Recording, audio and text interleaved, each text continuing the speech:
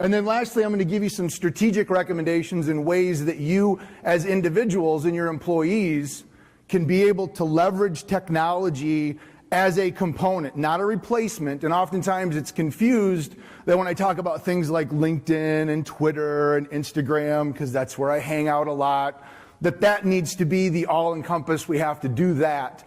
And it's an addition to everything else that goes on. It's additive. It's not exclusive.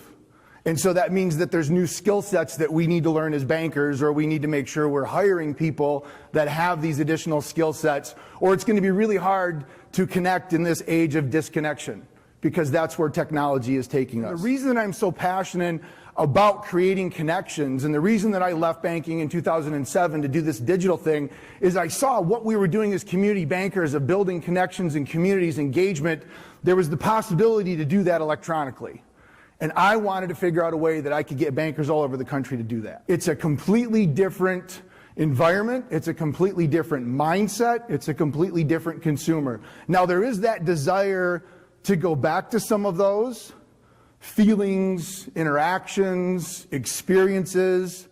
But there's also a revelation for a lot of people that, you know what, some of this digital stuff really isn't that bad. It creates some nice convenience.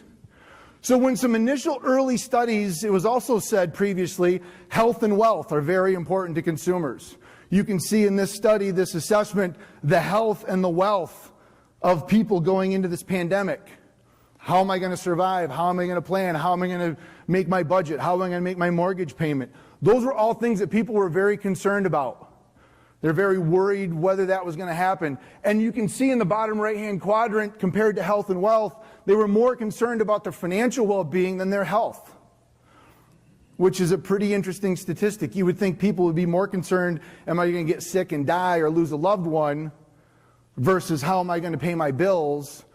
But that just reinforces the importance that the financial equation has in our customers' lives, and where we can play a role in continuing to educate and inform and be there when they have questions, so that we can answer them, we can console them, we can reassure them, and all the things that they are worrying about.